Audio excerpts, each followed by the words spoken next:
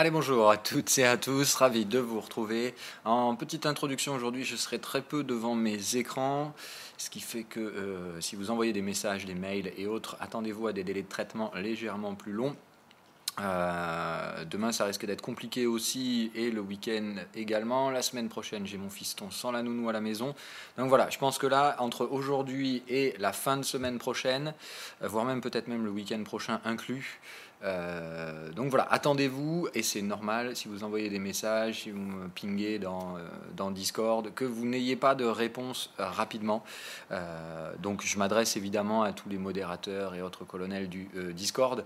Si les gens vous disent qu'est-ce qu'il fout, Phil, il répond pas aux messages, voilà, pensez à leur dire que là c'est temporaire et je vous préviens donc pendant à peu près une semaine et sur les, allez, on va dire la dizaine de jours à venir, je risque d'avoir beaucoup moins de temps à consacrer aux écrans et donc à vous et donc les temps de réponse aux messages qui vont s'accumuler, hein, donc forcément c'est-à-dire que je vais essayer de traiter ce que je peux quand je vais avoir un peu de temps, mais il va de soi que ça va s'accumuler et que forcément ça sera plus long en termes de traitement. Allez, on commence rapidement, on va jeter un petit coup d'œil au calendrier économique.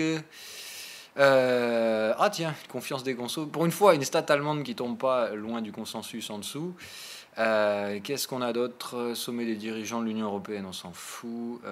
Le PIB américain, voilà, c'est aujourd'hui. Donc là, gros truc, un gros catalyseur pour Wall Street. Soit c'est bon, on aura probablement un petit rebond, au moins technique. Je vais vous argumenter ça tout à l'heure, mais je pense qu'on reste bear quoi qu'il arrive. Donc soit rebond technique avec le PIB, soit pire que tout, il est décevant et malheureusement j'ai l'impression que ça va être le cas. Bon, on verra, mais si c'est pas décevant, voilà, on verra comment le marché réagit. Si on devait avoir un mauvais PIB, je vous l'ai déjà dit, je pense que c'est potentiellement le catalyseur que le marché maintenant surveille. Au début de l'année, on surveillait l'inflation. Je pense que pour ces deux derniers trimestres, on va regarder le PIB. Et PIB, GDP, on va regarder tous ces trucs-là. Donc si ça déçoit, je pense que c'est là que se trouve le vice caché en fait, dans le prix des indices, qui fait qu'à Wall Street, ils peuvent lâcher grave d'un coup si jamais ils ont des déceptions côté production industrielle brute. Allez, du coup, on se met au boulot. Bitcoin, il ne se passe toujours rien de bien intéressant là-dedans. Ça, je vais supprimer. C'était le bordel qu'on a fait hier en parlant de market profile. Donc, rien d'intéressant aujourd'hui. Bon, la clôture d'hier, complètement inintéressante également. Je regarde si on a touché les prix qui étaient escomptés, je crois pas. Il me semble que le POC était un peu plus haut. Donc on va voir, hein. De toute façon, le Bitcoin est en train de crever. Il faut se dire encore une fois que là, ce qui nous attend, c'est soit une grosse bleue, soit une grosse rouge. Je sais franchement pas dans quel sens ça va taper. Celui qui s'amuse à prédire ce genre de truc, il est bien malin, mais il est tout sauf trader. Donc voilà, moi je vous rappelle, tant qu'on ne fait pas de clôture sous la zone bleue, je ne m'inquiète pas outre mesure. On peut y aller, hein, ce ne sera pas un souci. Ça restera une conso en deux temps. Pour l'instant, je ne vois pas de raison de s'inquiéter, je ne vois pas de raison de s'euphoriser non plus, je vois juste des raisons d'attendre patiemment. C'est-à-dire, si vous avez les nerfs à vif, foutez une black box, 2 alertes et barrez-vous. C'est de même évidemment pour Ethereum, IOTA, même si je vais y jeter un coup d'œil, mais bon, putain, le IOTA c'est pas beau, hein. Je sais plus qui c'est qui m'a dit IOTA sort de son machin, j'ai vu le commentaire, sort pas de ce canal baissier, ça c'est juste un gros triangle de continuation, donc ça s'annonce pas très bien sur l'ensemble de ces cryptos, hein, on va voir, mais moi honnêtement là je vois pas réellement de trucs très haussiers là-dedans. Donc à voir, mais c'est pas franchement très glorifiant là. Donc il va falloir que ça retrouve un petit peu de jus là sur le côté crypto. Sinon pour ma part ça va être des stops. L'Ether, même chose. Bon voilà, c'est franchement pas funky tout ça. Donc patience, hein, ça peut très bien être. Et c'est un peu tout ce que j'ai à dire sur ce milieu des cryptos. Voilà, beaucoup de patience. Ça peut être juste, encore une fois, un marché qui vous emmerde à vouloir former un creux lentement et qui d'un coup, boum, va vous mettre une grosse bougie de 15% à la hausse ou carrément la même à la baisse. Pour moi, c'est vraiment du 50-50. J'essaie d'être clair et franc avec vous, hein. Autant j'ai choisi un camp acheteur, autant je n'ai aucune conviction, ça n'a pas changé.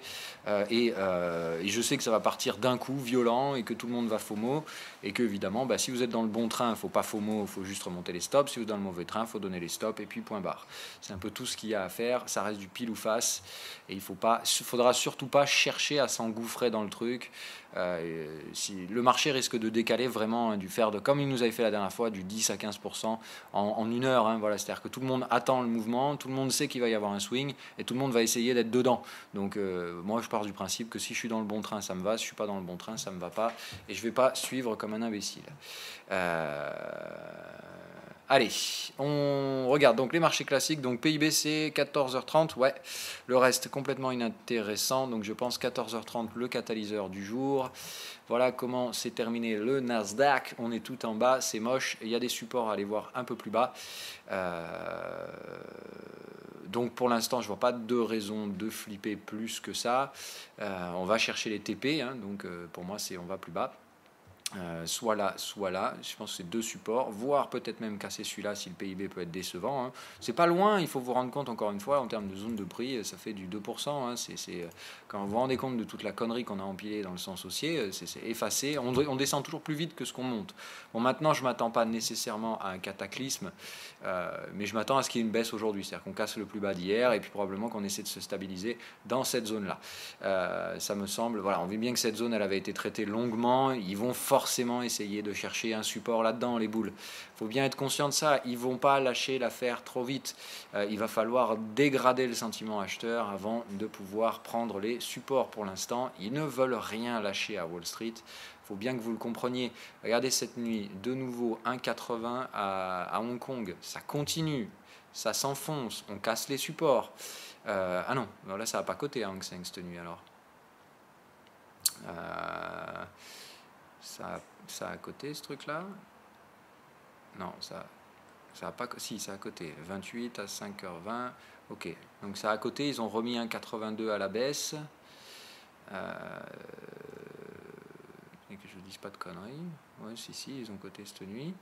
Bon, voilà, donc, ah oui, ils ont clôturé hier ici. Voilà. Et là, ce matin, on remet encore une baisse, mais une petite. Et c'est rien donc de bien méchant, mais vous voyez que Hang Seng, ça se casse la gueule tout simplement. C'est gros breakout baissier. C'est le cas sur l'ensemble des actifs boursiers, sauf les Américains. Voilà. Les Américains, c'est tout va bien, Inch'Allah, on continue à la vie, à la mort. Quoi qu'il arrive, rien n'est baissier. Donc on va voir encore une fois, je vous dis, c'est typique de deux scénarios. Hein. Soit ça va sévèrement claquer d'un coup et ils vont lâcher 5% en ligne droite. Un GDP décevant, par exemple, pourrait être ce genre de catalyseur. Il suffit que le GDP soit à 2%, voire même en dessous. Là, je peux vous dire que ça va sévèrement couiner parce que toutes les perspectives de croissance sont faites à 2,5, voire 2,8 sur les années prochaines. Si les trimestres commencent à revoir les GDP à la baisse, je ne vous raconte pas la désillusion qui va arriver. Hein. On s'attend à de l'inflation et si la croissance baisse, c'est le double couteau qui tue toutes les économies. Donc patience à ce niveau-là. Qu'est-ce qui se passe sinon? VIX, on est bien, on réattaque les résistances, ça me plaît. Donc je vous dis, je pense qu'aujourd'hui, le VIX casse sa résistance, vient chercher ma target pour me permettre d'encaisser de beaux gains, à la fois sur les indices et sur le VIX. Donc pour encaisser des beaux gains de fin de vague 1, je m'attends derrière à des pullbacks, à la fois sur la volatilité et sur l'ensemble des indices. Donc je dirais pour les achats, peut-être attendre encore un petit peu, mais je pense que quelques achats sont éventuellement possibles ensuite. Je vous dirai sur quels indices éventuellement je pourrais positionner ces achats.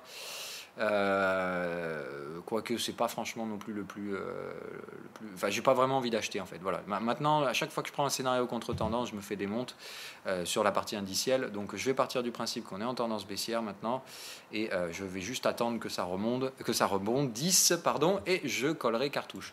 Donc pour m'expliquer, je m'attends à ce que le VIX donc retrace derrière, je m'attends à ce que les indices fassent la même chose, hein, voilà. C'est-à-dire je m'attends aujourd'hui, POC, on vient là sur le S&P 500.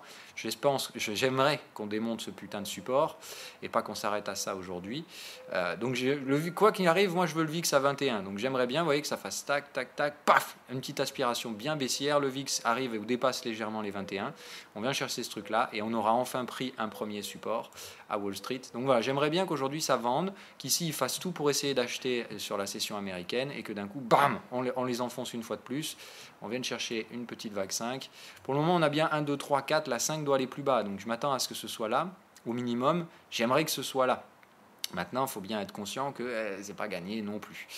Mais là, on voit bien qu'une seule première phase de baisse. Je ne vois pas spécialement de vague étendue en ce qui concerne la vague 1 et la vague 3. Elles sont de taille plus ou moins égale et on a bien l'overlap vague 1, vague 4. Attendez-vous à ce que la possibilité d'une vague 5 étendue n'est absolument pas écartée. Dans ce cas-là, en tout cas dans le schéma S&P 500, ok, hop, hop, hop. Alors ce qui me gêne un peu, c'est qu'on est quand même passé bullish ici, ce qui fait que normalement, ça va nous mettre une target par là. Hein, vous voyez, si on casse ce cycle, et je pense qu'on va le faire, ça nous met une target effectivement par là, et je pense que c'est ici qu'on trouvera du support. Mais si on était dans une vague 5 étendue, théoriquement la target elle serait même là, et ce ne serait pas impossible. Voilà. En soi, moi je ne trouverais pas ça dérisoire de faire ça, d'avoir une vague 5 étendue, ce serait un vrai beau signe de tendance. Puis alors là, j'aime autant vous dire qu'on va les dégrader les bullish si on va chercher ce prix-là. Bon, ça à mon avis, sans catalyseur, peu probable. Mais déjà, ce que je vois, c'est qu'on dégrade 5 vagues de baisse, et ça, c'est pas pour me déplaire. Donc, dans le pire des cas, pour moi, ce sera A, B, C, et après le marché sera bullish. Mais là, on aura purgé tout le risque vendeur, et franchement, derrière, là, je serais éventuellement même prêt à acheter des actions. Alors, de l'indice, mais enfin, plutôt du stock picking. Dans ce cas-là, j'irai acheter que certaines actions qui surperformeront les indices pour se diriger vers une bulle. Donc peut-être acheter du Fanga là, éventuellement pour la fin d'année, si jamais ça repart en mode bulle. Mais honnêtement, je pense que là, on les a bien démontés. Quand je vois comment ça te cote en ce moment sur Netflix, on va en parler après de celle-là, je pense qu'on se dirige vers des choses plutôt moches à Wall Street. Et c'est franchement une vague 5 étendue, là, ça me surprendrait pas du tout. Mais vraiment, vraiment pas du tout. Donc soyez prudents, je ne pense pas qu'il faille jouer les achats d'actions pour l'instant. Plutôt rester très prudent. Et là, on voit que la rechute d'hier, hein, elle n'est pas pour me déplaire, encore une fois, mais bon, voilà. Vague 5 étendue où on s'arrête là, j'ai donc 2-3 scénarios, c'est soit là, c'est ce qui semblerait le plus important, c'est ce qui serait dicté entre guillemets par le marché, le plus facilement targetable, on va dire. Ça, c'est ce que j'aimerais effectivement voir, c'est-à-dire un... Attendez, qu'est-ce que j'ai foutu là? Ça, c'est quoi ça? Oula, oui, d'accord, rien à voir. Donc dans ce cas-là, ce serait 1,618, ok, ici à viser. Voilà. Donc théoriquement, ça ce serait schéma vague 5 étendu. Hein. Donc vous voyez, là pour le coup, regardez le sentiment bullish comme on lui foutrait une clacasse atomique si on venait faire une vague 1 ici. Autant vous dire, derrière la vague 2, on la ferait probablement très peu retraçante. On reviendrait maxi par là. Et derrière, bam, grosse 3. Donc attention, hein, voilà. Mais moi je dirais maxi ici pour jouer une vague 1 étendue, enfin une vague 5 étendue, et derrière, bah voilà, attendez-vous quand même à une vague 2 qui reviendrait peut-être tester cette grosse zone-là en tant que résistance cette fois, et derrière, alors là, après, je vous dis, les supports, ils vont lâcher comme des perles. C'est-à-dire que là, je pense que derrière, c'est vraiment un schéma comme ça qui nous attendrait. Ouais. Mais encore une fois, ça reste pas cataclysmique non plus. Hein. C'est-à-dire que là, ce serait déployer 5 vagues de baisse pour terminer une correction. Voilà. Bon, après, vous voyez que normalement, c'est pas... la vague 5 étendue, ça me paraît un peu gros quand même. Hein. Vous voyez, donc moi je dirais plutôt là en termes d'amplitude de prix, là ce serait vraiment pour aller atteindre, ça se dégrade. Donc là il faudrait vraiment un GDP décevant, des catalyseurs baissiers pour qu'à Wall Street il commence sérieusement à dégrader les choses. Mais moi je pense que sinon on se dirige simplement vers un truc comme ça, une vague 1, 2, ici une grande 3, hop, 4, 5 et on finit les targets et puis c'est fini quoi. Voilà. On se fait un truc comme ça.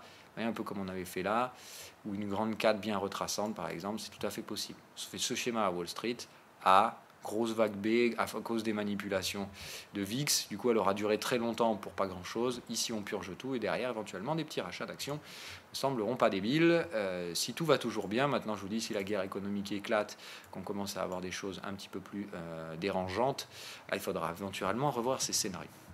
Donc même chose, hein, VIX, j'attends les supports, enfin, j'attends les résistances pour encaisser des gains. Je pense à la limite en fait me repositionner pendant la phase correctrice, peut-être sur des taux et plus sur des taux européens. C'est-à-dire, vous voyez, moi je pense que là, pendant la phase de conso qu'on pourrait avoir sur les indices, donc de retracement haussier des indices, je pense que théoriquement, bam, on devrait avoir une très forte hausse de l'obligataire et surtout de l'obligataire allemand. Donc en fait, c'est plutôt sur ce marché-là, moi, que je vais me couvrir, que je vais essayer de faire des gains si on a donc une phase de stabilisation sur les indices, donc des stabilisations avec des retracements aussi. Le gold, toujours la même mémerde, on fait tout pour grinder et démonter du bull. Donc là, l'objectif, c'est tout simplement d'épuiser les acheteurs. de les démonter au possible. Alors encore une fois, il y a deux raisons possibles à ça. Soit tout simplement c'est de la grosse manipulation, comme ça ne me choquerait pas plus que ça, soit tout simplement parce qu'on voit que les autres métaux sont vendus un peu aussi, mais dans une moindre mesure. C'est pas bon signe, hein, par contre, quand on vend les métaux en fin de cycle économique, ça annonce des cracks imminents. Donc encore une fois, moi je vois pas des trucs très jovial, enfin c'est pas très jovial tout ce que je vois. Dans tous les cas, c'est soit une manipulation, et ça veut dire que le gold derrière va repartir haussier toute balle et on le verra pas partir. Soit c'est malheureusement qu'on vend les métaux, et ça c'est synonyme de contraction de production industrielle. Malheureusement, ça annonce des grosses récessions, surtout quand on a eu 10 ans de croissance. Donc, vraiment patience. Et dans tous les cas, je pense que le gold a une carte à jouer. Maintenant, la question, c'est le timing. Qui de la vente des métaux global, de façon globale, ou le retour du risque qui pourrait venir à des baisses indicielles et attirer donc les capitaux sur des actifs refuges, gold compris, même si ça reste un métal. Je pense que, voilà, dans tous les cas, il y aura quand même un coup à jouer sur le gold. Maintenant, vraiment, là, c'est patience. On voit que les mecs ne lâchent rien, hein. Ils font tout pour racler du stop. Donc là, si vous vous amusez à acheter ça et foutre des leviers, vous êtes mort de chez mort. Il faut vraiment rester dans du levier spéculatif. Il faut qu'en cas de raclure, ça ne vous coûte pas plus de 3% de capital, sinon ils vont vous baiser la gueule. Maintenant, patience, hein, il y a près de 10 à 12% à faire si c'est un scénario haussier qui se déclenche, hors renfort. Donc, c'est-à-dire que moi, c'est un truc que je traderai avec levier. Donc, encore une fois, si ce truc déclenche, je vais faire 20 à 25% de gains nets sur le compte. Donc, je m'en fous de risquer 3% pour ça. Mais il ne faut pas risquer plus. Voilà, il faut bien être conscient de ça. Contre une manipulation, si vous luttez, ils vont vous racler. Et ça, c'est clair. Donc ne rentrez pas dans ce biais-là, vous dites le gold ça doit monter, c'est pas normal, donc je reste en position et puis quand j'ai des prix attractifs je renforce. Non, voilà. Hein. Je vous rappelle, ici j'ai accepté de sortir, j'ai bien fait d'ailleurs. Ici j'ai tenté de rentrer dans cette zone de prix. Si ça me fait la même chose, c'est-à-dire on se stabilise et on ne parvient pas à franchir de résistance, je vais devoir lâcher, hein, qu'on soit bien d'accord. Et puis si pire encore, si là on commence à accélérer à la baisse, au bout d'un moment il faudra lâcher l'affaire. Alors je ne pense pas lâcher mes stops si on va juste casser le bottom, parce que je pense que c'est ce qu'ils essaient de faire. Mais je vais pas me laisser glisser indéfiniment non plus sur le gold. Hein. Voilà. C'est-à-dire que là, théoriquement, normalement, on est sur une zone de support chartiste théorique. C'est-à-dire que là, je pense qu'on est dans une zone neutre baissière, mais ça reste neutre. C'est vraiment ici et là-dessous que les mecs vont racler un max de pognon à la baisse. Mais encore une fois, ça me semble anormal. Ceci n'est pas une fin de structure de consolidation. Le point C, si c'est point C, doit obligatoirement être au-dessus du point A, ce qui m'invite à penser que c'est pas fini pour les phases de hausse du gold. Donc je pense qu'on fait juste des belles conneries, on essaie de racler du BR, on essaie de racler du bull en prenant les gens pour des imbéciles, mais je pense pas nécessairement que ce truc-là soit BR. Le gaz, tiens, qui se replie comme par hasard, il continue de prendre les gens sur des cons lui aussi, donc le gaz, celui-là, je le regarde plus, hein, mais je le suis quand même de très loin. L'US Oil, j'ai peut-être un scénario éventuellement à mettre en place ensuite. Mais peut-être, ouais, je sais pas. Bon, ça me semble quand même dangereux de jouer des tendances fortes sur ce truc-là. Maintenant, vous voyez qu'il reste un peu de place pour monter à 75. Je pense qu'on se fait 75 et éventuellement, donc ici, des petites ventes derrière me semblent pas inintéressantes. Sur cet actif-là, je vois bien des structures de type consolidante, c'est-à-dire A, B, C, et derrière, on aura de nouveau des phases de conso, en tout cas, je pense qu'on pourra mettre à profit des phases plutôt baissières, donc des typiques hein, quand on a des contractions de l'économie. C'est pour ça que je vous dis, je pense que les marchés maintenant regardent tout ce qui est signaux de hard data, hein, c'est-à-dire on va suivre de très près toujours l'inflation, mais je pense que ça reste un risque courant, on va dire, donc de fond. Je pense que là, le risque imminent, c'est de voir des GDP décevants. Et dès que le marché verrait ça, GDP décevant, baisse de résultats des entreprises, tout ça, ça pourrait être des catalyseurs très fortement baissiers qui dégraderaient très rapidement les sentiments acheteurs. Et je vous le rappelle, le sentiment acheteur moyen terme se trouve 15 à 20% plus bas sur les indices. Autant vous dire qu'il n'y a que du spéculateur à court terme qui est prêt à acheter ce marché. Donc si les spéculateurs voient le risque partir à la baisse, ils vont tous se mettre à vendre à découvert. Et autant vous dire que ça risque de chuter rapidos. Allez, l'autre problème du moment, c'est toujours la même chose, l'euro, dollar. Jusqu'où on va aller dans la bêtise avec ce truc-là? Est-ce que la vague 4 est d'ores et déjà terminée? Moi, je ne pense pas. Je n'ai pas de structure qui m'invite à le penser pour l'instant. Maintenant, c'est possible que si. Mais je pense sincèrement que non. C'est-à-dire que je pense qu'on est toujours en train de consolider au sein de la vague 4. Je pense qu'on est en train de prendre les gens bien pour des cons. Mais que c'est pas fini. Alors on ira plus bas après, hein, ça reste un actif baissier, mais je vois pas nécessairement ce truc-là aller très très loin, dans le sens où, bon, au bout d'un moment, quand même, le dollar, ça va vraiment pénaliser l'économie américaine. On va en parler du DXY, hein, donc voilà, là pareil. Hier, je me suis amusé à tenter une vente hier soir par là. Je me suis fait stopper ce matin, donc ça a été radical de chez radical. Voilà, moi j'ai tenté une vente là hier soir, stoppé ce matin. Donc c'est du clair, net et précis, tout simplement. Bon ben voilà, hein, le dollar ne veut rien lâcher. Moi je vais le laisser monter, hein, mais je vous dis encore une fois, ça va couiner au bout d'un moment cette histoire-là. J'étais fortement haussier dollar, hein, sur toutes ces zones-là. Maintenant qu'on est là, honnêtement, je pense que l'histoire, elle va se calmer rapidos et que de mauvaises choses arrivent. Voilà. Mais encore une fois, pour l'instant, Wall Street ne voit que le positif. Donc quand Wall Street ne voit que le positif, on ne lutte pas trop. Je pense qu'on va essayer d'aller chercher un peu de volume dans cette zone-là, mais ce sera très probablement du volume vendeur. Donc je m'attends toujours à des replis. Maintenant, il se peut que là, voilà, on continue de pousser pour aller racler la zone où il y a du volume, mais je m'attends derrière à des pullbacks assez conséquents sur la partie dollar. J'espère qu'à ce moment-là, on pourra enfin lancer les scénarios gold, les scénarios GBP, parce que là, moi, le dollar me fout tous les scénarios en l'air, hein. En ce moment, tout marche. Me fout quelques scénarios en l'air, et ceux que j'aimerais justement voir se déclencher, puisque le GBP, on se dirige vers les supports, mais c'est encore une fois à cause du dollar, c'est pas le GBP qui pose problème. Donc pour moi, le seul truc qui m'emmerde en ce moment dans mes scénarios, c'est le dollar, qui est trop fort, bref, vraiment trop fort, et on sent bien que pour l'instant, ce sont des stratégies qui visent à pousser ces tendances le plus loin possible, hors de tout cadre logique, mais encore une fois, le marché, il peut rester illogique très longtemps. Mais vous voyez, hein, ce genre d'action de prix, c'est pas normal. On n'a pas ce genre de truc, hein, et toutes ces zones-là, vous pouvez être certain que ça va être revisité. Mais encore une fois, la question, c'est quand, comment, voilà. Donc d'abord, ça peut faire les cons pendant encore plusieurs mois, donc il faut rester très souple sur ces scénarios-là. Moi, je me suis pris un allègement cette nuit, du coup, par la cassure baissière du GBP-USD. Donc une perte, hein, clairement, hein, je ne le cache pas, une perte, mais c'est une perte spéculative, donc voilà, tout simplement, je laisse de la place pour pouvoir renforcer plus bas. Maintenant que je vois que ce marché continue de s'effondrer, il va probablement enfoncer le support, je vais donc attendre les supports suivants pour chercher des petits achats potentiels. Maintenant, pour l'instant, voilà, tout ce que je vois, c'est que c'est un marché à la con, mais il n'y a qu'un problème dans tous ces marchés-là, c'est le dollar. Et comme c'est un seul problème et qui va probablement régler tous mes problèmes d'un coup quand il va arrêter de faire le con, le dollar, pour l'instant, je patiente. Voilà. Je vais attendre. Et puis quand j'aurai un bon timing, je vais dézinguer complètement le dollar. Et lui, je vais lui mettre sa cartouche, hein. Je ne vais pas faire semblant. Évidemment, ça me permettra de déclencher en même temps mes scénarios GBP et Gold, je l'espère. Sinon, tout le reste se passe bien. C'est les deux seuls trucs du moment, hein, qui ne marchent pas. Donc GBP, USD et Gold, à cause du seul et même problème lié à ce putain de dollar. L'euro-yen, ça se passe très bien. On continue, ce truc-là, ça va bien chuter. Donc je pense qu'on a bien trouvé notre sous-vague comme escompté. Donc en l'état, je pense que ça se dirige vers les niveaux de support. Donc là, l'euro-yen, je m'attends à une grosse chutasse dans pas longtemps. Évidemment, parce que du coup, comme le dollar me pète les burnes, au bout d'un moment, il faut bien se rendre compte que l'euro-dollar va s'effondrer. Le yen va probablement se prendre une grosse cartouche également. Donc je m'attends à une grosse phase tendancielle à venir sur l'euro-yen.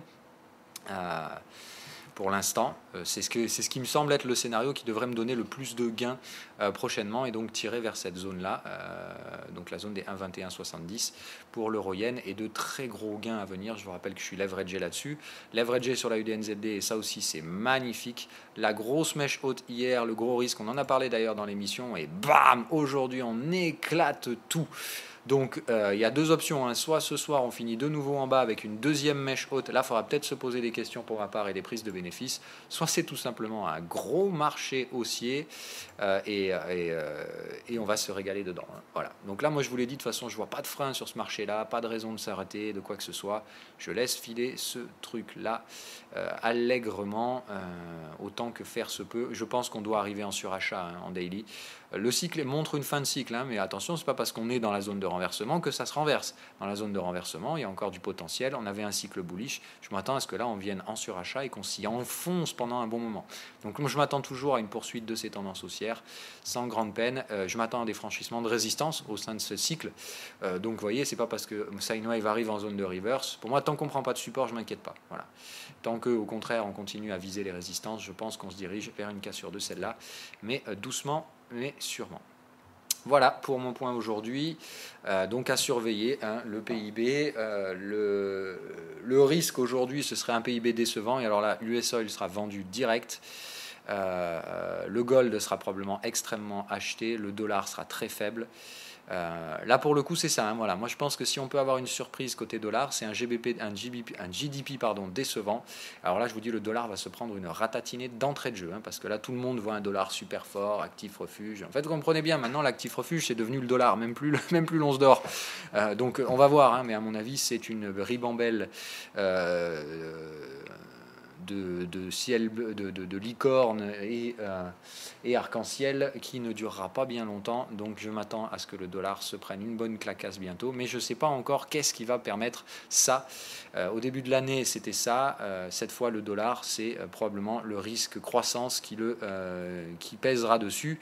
Donc on va voir un peu ce délire là, mais donc aujourd'hui un catalyseur potentiel. Encore une fois, moi je ne connais pas les chiffres, je ne sais pas non plus comment le marché va les interpréter, donc je ne joue pas du tout des stratégies anticipatives sur ce truc-là. Maintenant, il va de soi que si le dollar se pète la gueule, ça me satisfera de toute façon le portefeuille, puisque le GBP déclenchera très probablement, de même que le gold. Donc je ne me positionne pas sur le dollar aujourd'hui, je l'ai tenté hier soir en spéculatif, je me suis déjà fait péter ce matin, donc autant vous dire, je vais rester tout doux en attendant donc ce catalyseur. Je vais tout simplement le regarder de loin, puisque je ne serai pas devant les écrans cet après-midi pour le voir. Donc je regarderai les clôtures ce soir et je m'attends donc à un peu de volate pour aller chercher la zone des 21 et plus si affinité, si par exemple ça devait être décevant. Je prends vos questions et on se dit à peut-être pas à demain, peut-être à demain, je ne suis pas sûr.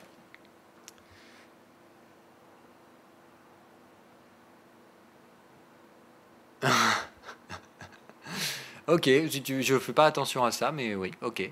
Après, c'est que ça se passe bien en ce moment, hein. Je veux dire, moi, les scénarios où j'ai du levier, ils sont bien déclenchés, bien beaux, bien propres. J'attends effectivement maintenant d'encaisser des premiers gains sur mes indices pour pouvoir derrière, après un pullback, envoyer les phases leveragées donc d'ici quelques mois. Hein. Je m'attends à un rebond sur les indices, encore une fois, hein, je préfère être clair. Je m'attends à un rebond et à une consolidation du dollar. Et c'est à la fin de ce rebond que je vais sortir le levier sur les indices. Et évidemment, après, je serai plus qu'heureux de voir les indices se péter la gueule avec du levier dessus. Pour l'instant, c'est les phases où j'accumule des gains. Hein, voilà. Il y a des indices où j'ai du levier, par contre. Hein, le Hang Seng, j'ai du levier. Enfin, j'ai du levier. Je suis dans les phases où le trade est validé et où j'ai pris des renforts. Où, voilà, hein, donc, je suis plus du tout spéculatif sur le Hang Seng. Moi, c'est game over là-bas. Hein. Alors, les 1450 $, tu vois le gold redescendre à quel prix ensuite? Oula, très loin. Derrière, vraiment loin. Pour moi, le gold est vraiment baissier. Hein, je le vois passer sous les 1000 $ l'once ensuite. Allez, analyse long terme gold, mais on va la faire rapidos, je sais pas, 3 heures devant moi aujourd'hui. Donc là, on fait du weekly. Hein, mais tu vois, sur ce truc-là, pour moi, le schéma, c'est première vague de conso, A, B, C à faire ici, en phase consolidante. Tu vois, ici, il y a de la demande. Là, on ne le repassera pas. Je vais être franc, ça je pense qu'on ne le repassera pas. Pour plusieurs raisons. Alors je ne vais pas aller chercher le gold, je vais te mettre l'XAUUSD. On prend le FXCM, ouais, voilà. Parce que là je vais pouvoir avoir le volume profile, je vais t'expliquer en fait. Regarde, tu vas voir. Tu veux pas me foutre le volume, saloperie? Histogramme is too large. Oh là là.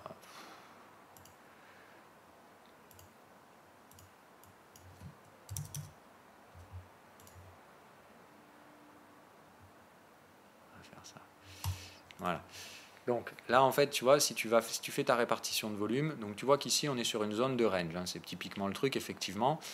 Et normalement, ce qu'on fait, c'est qu'on vient chercher la zone. Regarde, après, si tu zoomes, on va essayer. Ah putain, c'est ça qui est chiant. Est-ce qu'il faut rester sur toute la zone là? Voilà. Quand tu analyses ça, ça c'est chiant.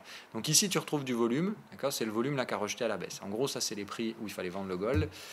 Mais il y a toute cette zone là sans volume et je pense qu'on doit normalement, hop, tu vas venir là et tac, et ici Ici, tu as la zone de cassure. Celle-là, je pense qu'on ne la reprendra pas. Et ici, c'est donc intéressant de vendre le gold. Mais encore une fois, vendre le gold à un bon prix. Ça, c'est une résistance qui n'a pas été revisitée. Tout le reste, on a revisité. Ce qui fait qu'il n'y a pas de nécessité de venir pullbacker ici, ni là, ni là, ni là, ni là. Il y a une nécessité de venir faire un pullback là, par contre. Enfin, une nécessité. Il y a une demande de prix vers la zone des 1460. Qui est donc une résistance qui n'a jamais été revisitée. Et ça, c'est la zone de cassure. Je pense qu'on ne basculera pas au-dessus. C'est pour ça qu'ici, venir chercher des ventes avec un stop là, c'est très intéressant. D'accord, pour maintenir les prix dans la zone de range, puisque pour moi, on est vraiment dans une structure consolidante, et ça fait vraiment A, B, et cette vague C qui est complètement rocambolesque, et illisible et incompréhensible. Mais voilà, encore une fois, moi, si on vient s'amuser à péter ce support juste pour déclencher des stops, je pense qu'on peut sans problème s'arrêter entre les deux, c'est-à-dire ne pas casser ce support. Moi, en fait, ma vraie invalidation, elle se trouve là, sous les 1200. Si on bascule sous 1200 sur le gold, je pense qu'on aura dans ce cas-là fini la structure consolidante. Mais alors, encore une fois, pourquoi hein, vraiment, là, c'est quelque chose, moi, là ça me perturbera complètement. Mais voilà, sinon A, B, C, D, E, par exemple, et ça retombe. Mais normalement, c'est pas dans ce sens-là qu'on le fait, quoi. Normalement, c'est dans le sens de la tendance quand on fait un triangle rectangle, et ça fonctionne pas comme ça, tu vois. C'est-à-dire 1, A, B, C, D, E, et ensuite on casse. Tu vois. Donc là, non, je vois pas de tendance haussière, donc il n'y a pas de possibilité de former un triangle ici. Je m'explique, tu vois. C'est-à-dire que ça pourrait être ça, en fait. Tu te dis, on consolide sous cette forme-là, d'accord par exemple, hein, tu vois, tu pourrais sans problème te dire ça, et que dans ce cas-là, on soit dans une phase comme ça. À chaque fois, tu as des sous-vagues, A, B, C, A, B, C, A, B, C, A, B, C un peu chelou, et derrière, on ferait un point E, mais normalement, ça annonce une tendance baissière, mais tu ne peux pas avoir cette structure-là de triangle rectangle.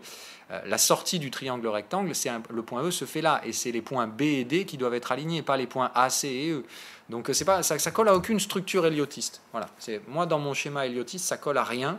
Tout ce que je vois par contre, c'est que la dernière fois qu'on a survendu en weekly, regarde comment ça s'est terminé. Hein, bram. Donc je m'attends à la même chose ici, à une grosse réactivation bien brutale et des prix vraiment comme ça. Hein. Je m'attends à un copier-coller de ça.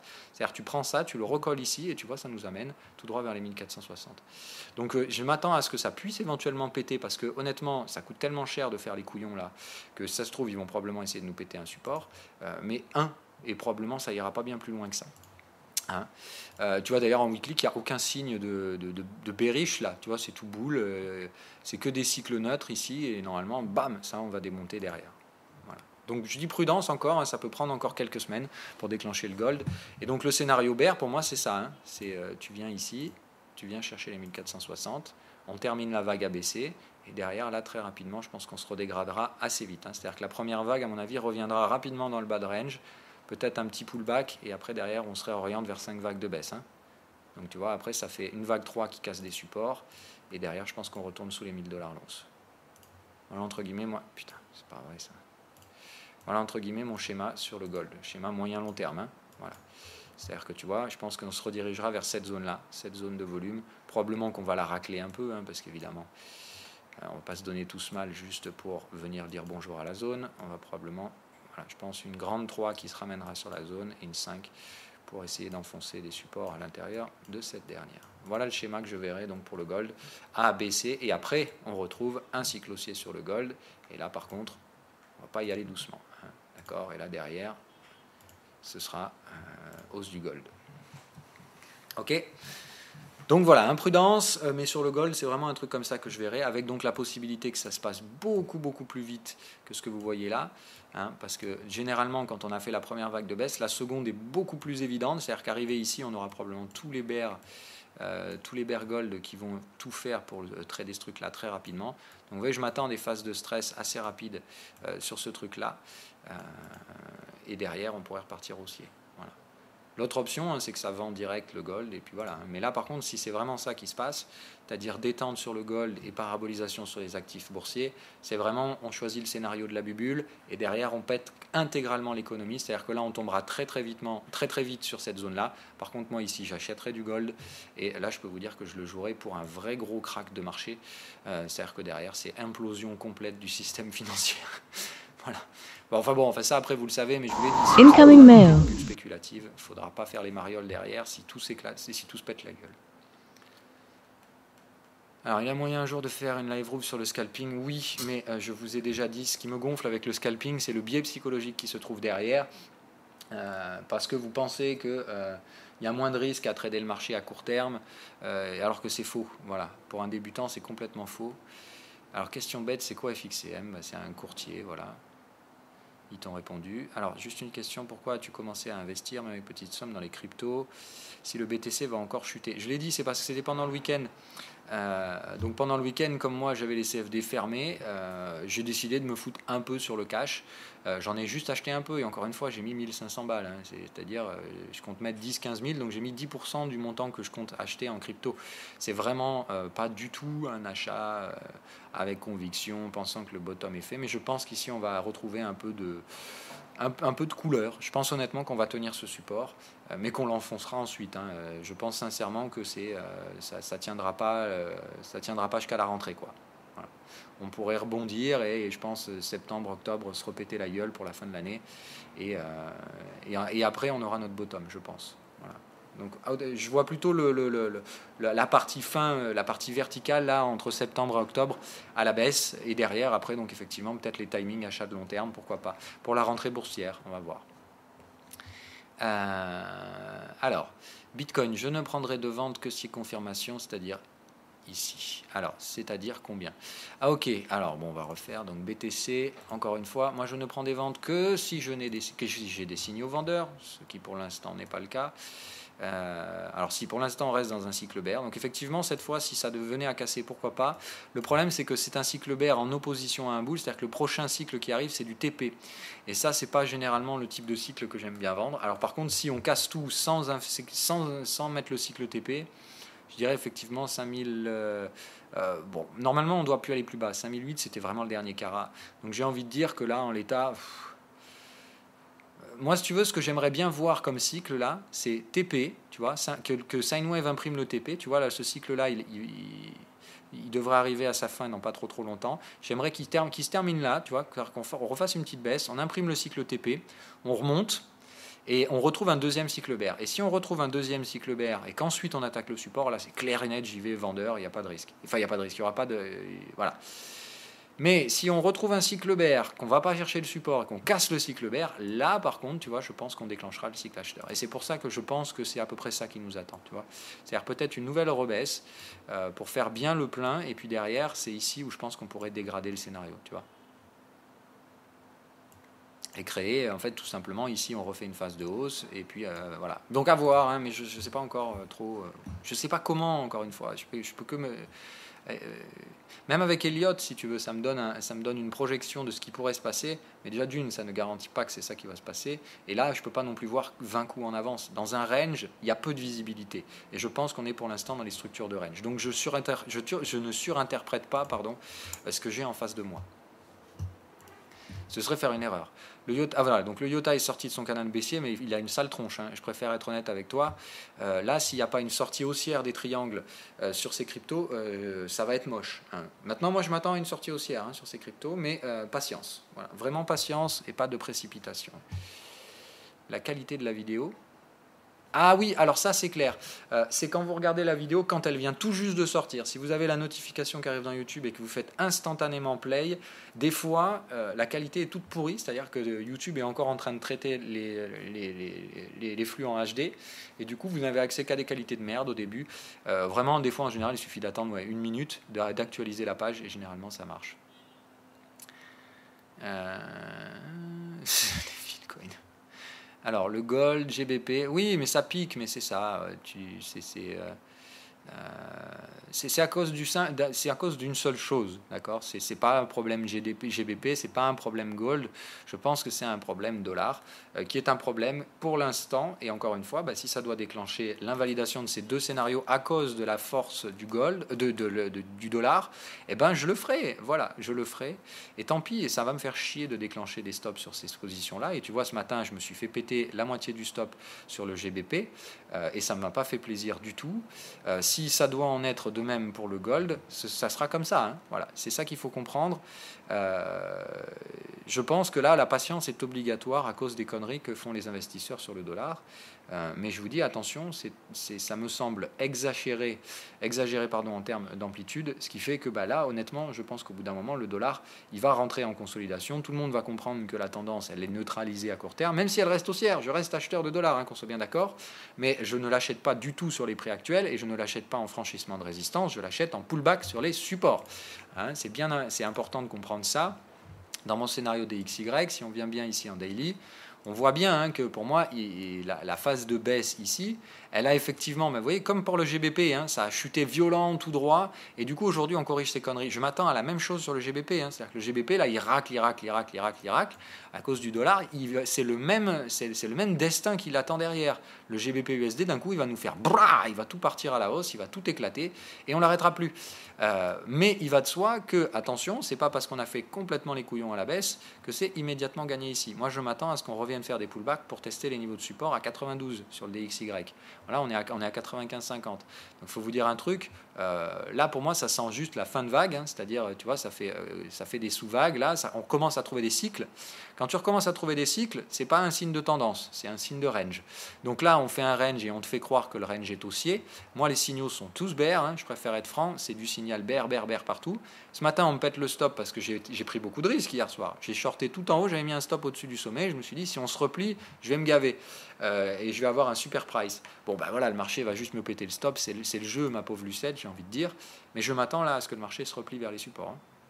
Il y a des oscillations claires, sine wave, ça veut dire qu'il y a un consensus à la fois acheteur et vendeur. Les prix pour le moment restent orientés à l'achat. Je te garantis que ça ne va pas tarder à chuter ce truc-là. Au moins vers le bas de canal, c'est-à-dire que là, en termes de nouveaux cadres techniques, ok, tac, voilà, je m'attends à ce que tu vois, on vienne chercher un peu l'oblique là, on vienne chercher la résistance. Ça se trouve, on essaie de péter quelques stops pour faire chier le monde à 96,10. Derrière, c'est repli bas de canal. Pour moi, c'est ça le schéma là. Donc, je vois pas tu vois, je vois difficilement le marché faire ça par contre. Tu vois, ça, c'est ce qu'ils peuvent essayer de te faire miroiter, tu vois, te dire waouh les gars, on est bien boule dans ce cas-là, là on va tout racler. Non, je pense pas. Parce que là, il y a une zone à breaker à la hausse à 96,50. Je pense clairement pas qu'on ait consolidé suffisamment ici. Voilà, ça, c'est pas une consolidation suffisante. Donc je pense que là, on va retirer les prix un petit peu au sud. Pour moi, le vrai support à payer les yeux fermés, c'est 92,50 et c'est quand même un peu plus bas.